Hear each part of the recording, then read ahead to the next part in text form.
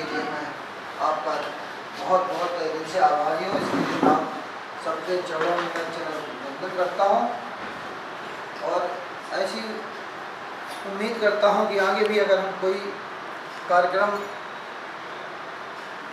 अपने फौजी भाइयों के लिए रखेंगे तो उसमें आप लोगों में अपना अमूल्य समय जरूर देंगे, ऐसी उम्मीद आप लोगों से करते हैं। तमाम वर्षों से आपने अपना घर परिवार बच्चे माँ बाप को छोड़ के देश की सेवा की। हम लोगों के खातिर, इस देश के खातिर, देश के नौजवानों के खातिर, हम तमाम गरीब मजदूरों के खातिर, आप लोगों के तमाम साथी तो इस देश लड़ते लड़ते शहीद हो गए। हम लोगों के ऊपर जरा सी भी कभी आंच नहीं आने दी। अभी तो घर परिवार बहन बेटियां माँ बुआ फूफा ये सभी लोग ये पर्व मनाते रहे। पहली बार हमें ये सौभाग्य हम सबका कि हमें फौजी भाइयों के साथ रक्षाबंधन पर्व मनाने का ये मौका मिला। इसके लिए मैं बहुत बहुत आभारी हूँ। और अचानक बहुत ज़्यादा व्यवस्था नहीं कर पाया तो इसके लिए कमियां रह गई हों, उसके लिए मैं आप सबसे क्षमा चाहता हूँ। और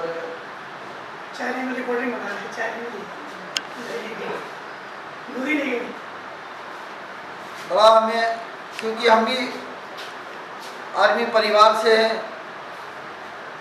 हमारे 2 पीढ़ियों से लगातार परिवार में सभी लोग आर्मी में रहे, तो हमें पता है कि आर्मी के परिवार के लोग अपने गार्जियन को खोने के बाद क्या दर्द महसूस करते हैं और हंसते हंसते देश पे बलिदान हो जाने के बाद कितना फक्र महसूस करते हैं।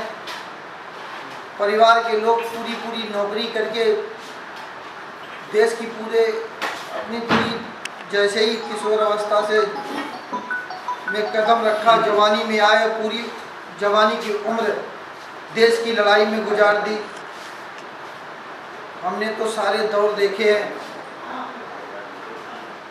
तो हमें तो आज भी हमने बचपन से ये है कि चाहे मैं ट्रेन में सफ़र कर रहे हो, चाहे हम बस में कर रहे हो या हम कहीं भी जा रहे हो, अगर हमें लगा ये फौजी भाई हैं तो मैंने उनका हमेशा सम्मान करने का काम किया। माता की जय, भारत माता की जय, भारत माता की जय, वंदे मातरम, वंदे मातरम, वंदे मातरम, वंदे मातरम। भारत माता की जय, भारत माता की जय, वंदे मातरम, वंदे मातरम, वंदे मातरम। भारत माता की जय।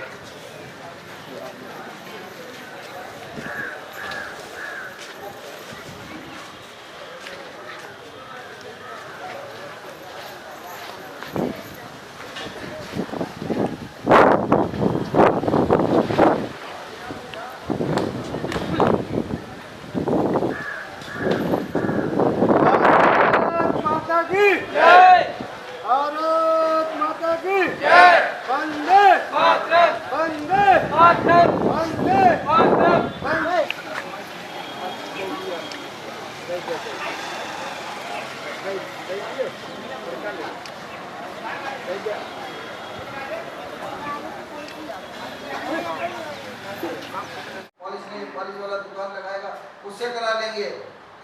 फौजी भाई लोग अपना सारा काम स्वयं करते हैं, चाहे अपने जूते की पॉलिश का काम हो, चाहे अपनी शेविंग का काम हो, चाहे अपनी कभी कपड़ों में इस्त्री करनी अचानक हुई तो अपनी बर्निंग स्वयं तुरंत हर चीज, और एक ही पिट्ठू बैग में सब कुछ होगा।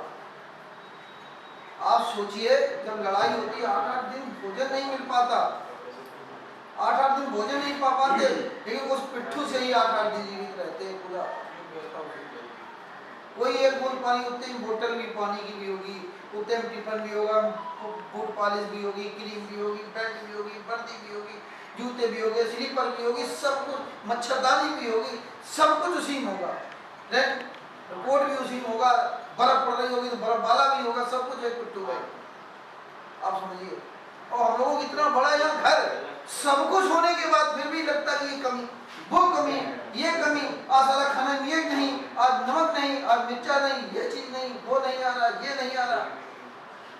लेकिन आर्मी लाइफ में हर चीज का एक नियम है, बिल्कुल सुबह 4 बजे से सोने तक का सबका काम, सब आपका काम बटा हुआ है। आप 9 बजे अगर पीटी ग्राउंड पहुंचा, आपको चाहे जितने बिजी हो, चाहे आप लेट हो, चाहे जितने 1 मिनट इधर उधर नहीं हो, आप 9 बजे पीटी ग्राउंड, 6 बजे टाइम है तो 6 बजे क्लास पहुंचना है। सब कुछ होता है, जैसे क्लास यहाँ स्कूल क्लास कॉलेज चलते हैं, क्लास भी वहाँ होते हैं। सुबह प्रार्थना कराई जाती, वहाँ भी प्रार्थना होती है, सब कुछ होता है। और ये हम लोग इतने लोग 50 लोग नगर पंचायत में होगी, तुम्हारी का यहाँ घास खड़ी होगी, ये देख लो पीछे पड़ी, देखो सामने देखो, जमाई जमतुआ, वहाँ तुम्हें एक जमता नहीं अलग दूसरा, जो जमाई जाएगी, जो शोभा की क्यारी होगी उतनी ही मिलेगी, फालतू ये घास नहीं मिलेगी।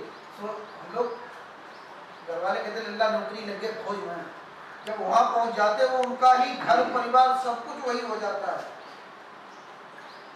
सारा चीज वहाँ एक सुई से लेके हवाई जहाज तक, बट और ये टैंक तक, सबकी व्यवस्था सबको स्वयं करना, कोई बाहर मिस्त्री नहीं आता, बाहर कोई नाई नहीं आता, बाहर का कोई भी नहीं आता, सब कुछ उसी में, पूरे परिवार में सब लोग हो जाते हैं, सब कुछ वहीं पे होता है, बाहर कोई चीज का मतलब नहीं होता, आप समझिए।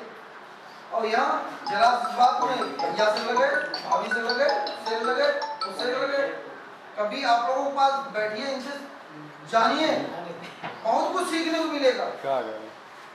आर्मी के रिटायर व्यक्ति के पास अब बैठ के उनसे सीखिए कि हम परिवार में, मतलब कि मेरे में कभी क्यों बार बार आगे देख रहे हो, कर दो 2 मिनट,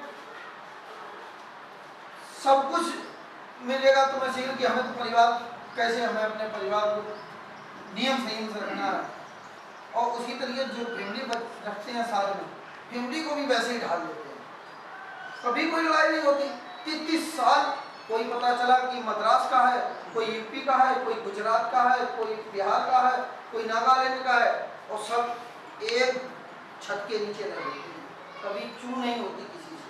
आप सोचिए, यहाँ तो भाई भाई हत्यारे हो जाते हैं, भाभी नहीं पट रही, दीवानी नहीं पट रही, तो झाड़ू चलने लगे, वहाँ कभी कुछ नहीं होता।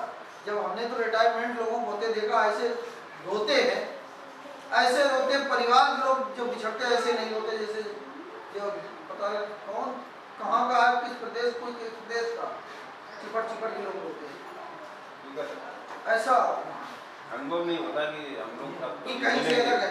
आपने बिल्कुल सही हो, यहाँ आके हमें बांट दिया, हम यादव हैं, आप पाल हैं, आप सात हैं, आप वाल्मीकि हैं, आप मुस्लिम हैं, आप सबको अलग अलग बांट देते हैं हम यादव आके, तो बाकी में यहाँ आपको एडजस्ट हो, और बड़ा अजीब सा महसूस हो रहा होगा, कहाँ थे हम कहाँ गए। ये हम लोगों ने यहाँ पैदा कर दिया। घर वाले जब नौकरी पे भेज देते सोचते चलो लड़का नौकरी फौज में कर रहा है, 50-60 हज़ार महीने में कमा रहा है, खाली तनख्वाह देख रहे हैं, ये नहीं देख रहे अब उसका माइंड क्या करने लगा। एक आर्मी के ही एक ऐसा व्यक्ति है जो वहाँ एक कसम परेड होती है, जिसके बारे में कभी अपनी पत्नी तक को नहीं बताते। आप लोग कभी अपनी पत्नी तक को वो कसम परेड के बारे में नहीं बता सकते। सोचिए अपने देश के लिए कितनी बड़ी बात को छुपा के रखते हैं, पूरी जीवन भर छुपा के रखते हैं, अपनी पत्नी बच्चों में शेयर नहीं कर सकते। कितना धैर्य होगा यहाँ कि तुम मेरा दोस्त हो, चाहे भैया हो, भैया कोई दिन अपनी भूख बता दिए कि भाई मदद करो, वो चीज नहीं, भाई से सगे नहीं, खून से नहीं छुपा पाओगे। आप देश के लिए अपनी पत्नी बच्चों से वो कसम परेड छिपाते हैं, इसलिए आप लोग कभी किसी को नहीं शेयर। ऐसे हैं आप लोग, क्योंकि मानता हम लोग नहीं समझते हैं, अरे लोग कहते हैं बस फौजी है नौकरी करके आएंगे। आप सोचिए तो आपने त्याग कितना किया, हम सबके लिए किया, हमारे देश के लिए किया। चलिए अब मैं बाकी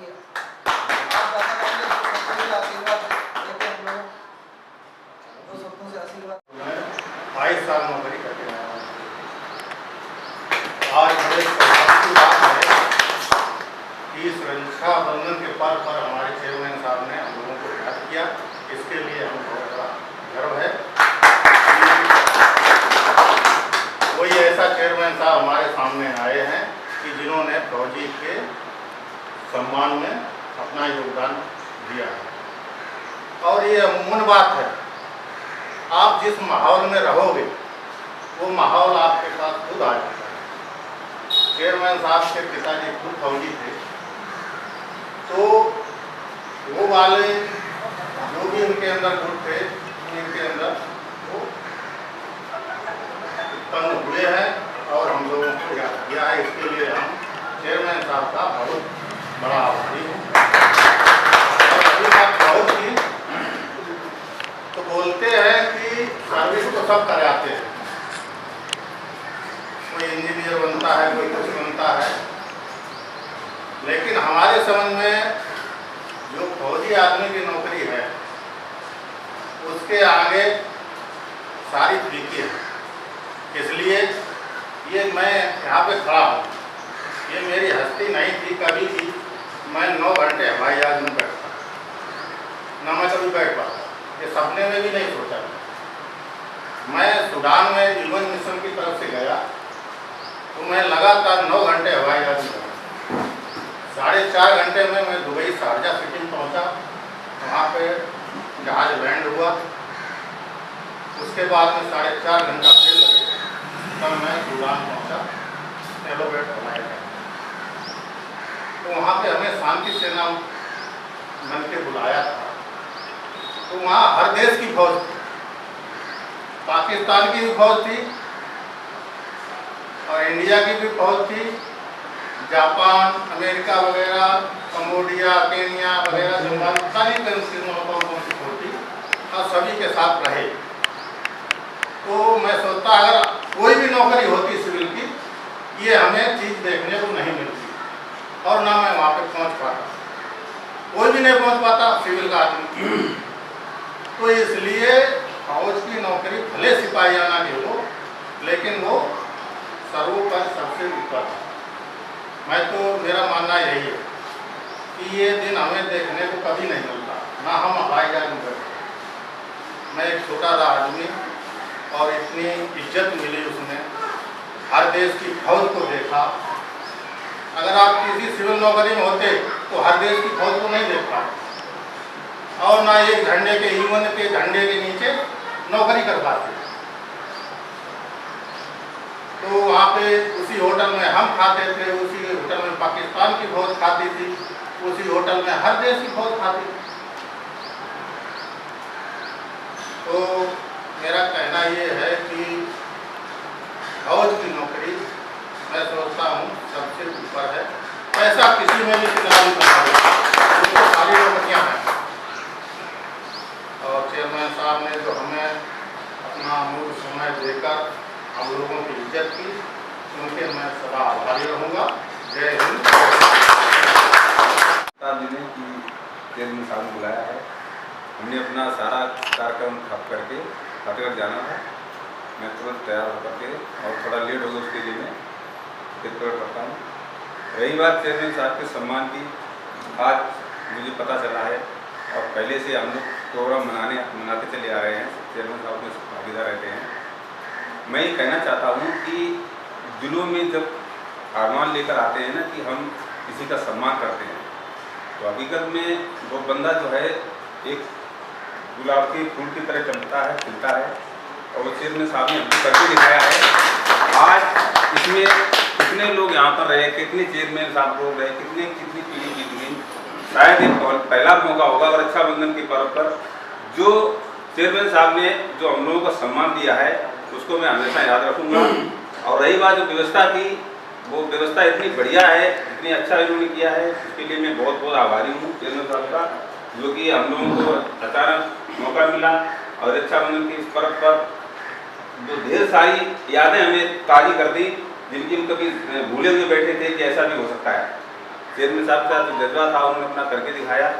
साथ ही मैं ये कहना चाहूँगा कि इस शहीद मतलब देश के लिए एक ऐसा प्लेटफार्म मिलिट्री है, वहाँ पर चाहे कोई भी जात और वर्ग का हो, हमारे सब बैठे हैं, हम एक ही पतीले में सब खाना खाते हैं, चाहे किसी का भी धर्म का भी, चाहे कोई ऊंच नीच कोई जात का भी हो। और ऐसा भारतवर्ष के अंदर में देखा गया है कि इस देश के लिए हर वर्ग ने, हर जात ने, हर धर्म ने शहीद मतलब शहीद हुए। पर कोई चीज नहीं है। एक ही भगवानी हम लोग खाना खाते हैं और यहाँ पर आकर जब हम रिटायर होकर आते हैं तब ये देखने को मिलता है कि यहाँ पर हमको जो है अलग अलग विभागों में अलग अलग धर्मों में बांटा जाता है। हमको इतना खेद प्रकट होता है कि ये भारत कहाँ हम थे और कहाँ पर आ गए। ऐसा हमको ये मतलब अंदर से अनुभव होता है हम कहाँ थे और कहाँ पर आ गए। हम बिल्कुल एडजस्ट नहीं, अभी किसी साल मेरी चल रही है, अभी तक मैं एडजस्ट नहीं हो पा रहा हूँ सिविल लाइफ में। ये 31 साल हमने यहाँ 15-17 साल हमने बिताए वहाँ पर फौज के अंदर में, और रैंक कितना धाड़ करके कई लड़ाई लड़ी हमने, शांति सेना बाहर भी गए हम लोग, तो ज़्यादा भी हमारे गए हैं। कहने का मतलब है मैं ये कहना चाहता हूँ कि वो एक ऐसा प्लेटफार्म है जहाँ पर जात पात ऊंच नीच किसी का कोई नहीं, किसी भी धर्म किसी का भी हो, एक ही मेस में खाना खाते हैं, कोई मतलब नहीं है कि यहाँ आकर के हम इस तरीके से गुमराह ना हों और अपने देश के लिए जज्बा रखें। जहाँ जरूरत पड़े सिविल में भी होते हुए भी हम लोग जहाँ भी हमको पुकारा जाएगा हम तुरंत दौड़ते जाएंगे। जो हमारा सम्मान किया है उनका मैं हमेशा याद रखूँगा। और जो है व्यवस्था साहब ने जो कुछ की है बहुत अच्छी व्यवस्था है, इसमें कोई खेत पलट करने वाली बात नहीं है। और जब भी आप हमें जब भी याद करेंगे हम दौड़े चले आएंगे। हम ज़्यादा ना कह करके अपने शब्दों में एक प्रोग्राम करता हूँ। जय हिंद, जय भारत। भारत माता की जय, भारत माता की जय, भारत माता की जय, भारत माता की जय। आज आजादी के 75 साल पूर्ण हो रहे हैं और 75 साल से हम आप लोगों की सेवा ले रहे हैं। सैनिक भाइयों, सीमा पर इस तरीके से आप अपने शरीर को तपाते हैं कि 0 से टेम्परेचर पे भी आप एक मुस्तैद पहाड़ की तरह खड़े हैं। चाहे गर्मी हो चाहे सर्दी हो बरसात हो, आपको वो कार्य करना है। लेकिन हम लोगों में ऐसी क्षमता नहीं है जो आप लोगों में क्षमता दी गई है। आपको ऐसी कठिन मेहनत करा के आपको तपा के इस तरीके से तैयार किया गया। आज की पीढ़ी सबसे ज्यादा हमारा समय बर्बाद कर रही है तो मोबाइल में, संचार व्यवस्था में मोबाइल देख के सारी व्यवस्था को भंग करके राम जुआ सब बंद हो गई। पहले ऐसा था कि आदमी सुरक्षित बैठा है और दादाजी निकले हैं तो दादा राम राम। आज उन्हें जय है कि टिपिक कर रहे हैं, उन्हें देख ही नहीं दादा नहीं है चचा नहीं कर यह मौका है उन्हें जा से कोई मतलब नहीं। आज हम चाहते हैं कि हमारी जो युवा पीढ़ी है भविष्य में इस ओर ध्यान दे और गार्जियन भी इस ओर ध्यान दे कि बच्चों को कम से कम मोबाइल ना दें। हमारे सैनिक भाइयों ने जो हमारे देश के लिए किया है हम तो नहीं कल्पना करते हैं, लेकिन एक हमारे कवि ने पुष्प के द्वारा अपनी अभिलाषा व्यक्त की है और आपके सम्मान में जो कहा है उसके लिए मैं थोड़े शब्दों में विचार करके कहूँगा। ये पुष्प अपनी अभिलाषा व्यक्त करता है कि किंचित न चाह बनूं नपुत के गले का। पुष्प अपनी अभिलाषा को प्रकट कर रहा है कि मैं किसी राजा के गले का हार न बनूं, किंचित न चाह बनूं नपुत के गले का हार, न या कि सुंदरी का श्रृंगार किया जाऊं मैं।